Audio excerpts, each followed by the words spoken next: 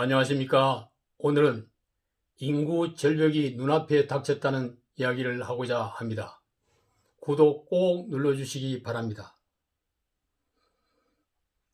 대한민국 인구가 줄어들고 있습니다. 출생아보다 사망자 수가 더 많아졌습니다. 통계 작성 후 처음으로 인구 데드크로스 현상이 나타난 것입니다. 인구 절벽이 현실로 눈앞에 닥쳐온 것입니다. 1월 3일 행정안전부에 따르면 우리나라 주민등록 인구가 2019년보다 2만 484명이 줄어든 5,182만 9,023명으로 집계됐습니다. 지난해 출생아 수는 27만 5,815명으로 역대 최소였습니다. 2019년보다 20.7%가 감소한 통계입니다. 사망자는 30만 7,764명으로 2019년 대비 3.1%가 늘었습니다. 세계에서 인구가 자연 감소하고 있는 나라는 일본과 그리스, 스페인 등 33개국입니다. 한국은 그 중에 인구 감소의 속도가 가장 빠릅니다. 한국의 합계 출산율은 0.84명으로 부부가 1명의 자녀도 낳지 않고 있다는 통계입니다. 저출산 현상이 심화되는 것이 더 큰 문제입니다. 2017년 처음부터 40만 명 선이 무너졌으며 불과 3년 만인 2019년에 30만 명 선이 무너지게 된 것입니다.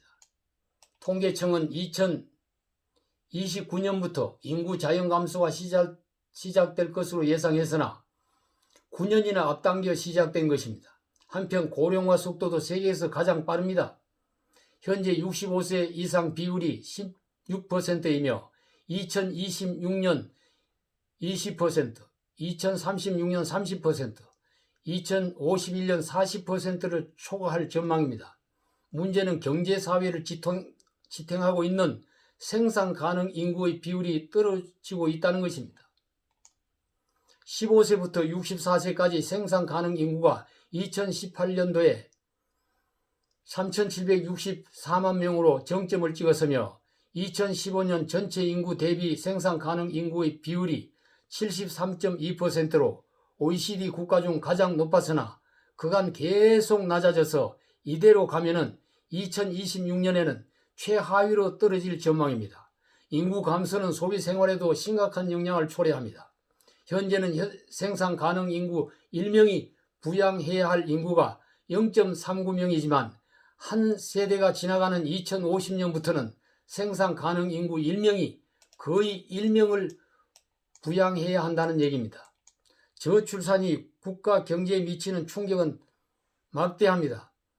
경제 성장률이 2050년에는 2020년보다 1.8% 떨어지는 0.5%가 될 것으로 전망하고 있으며 2041년에는 국민연금이 적자로 전환하고 2056년에는 소진될 것으로 예상해 왔습니다.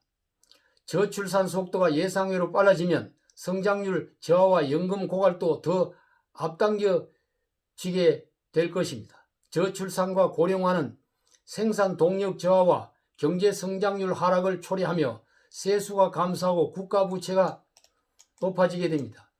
정부는 저출산을 해결하기 위해 15년 동안 쏟아부은 예산만 무려 200조 원이 넘는다고 합니다. 그러나 저출산의 기세를 꺾지 못했습니다. 지금까지 출산 장려와 육아와 보육 지원 정책을 근본적으로 다시 점검해야 합니다. 결혼과 육아, 취업과 직장 등 전반적인 삶을 살펴보아야 할 것입니다.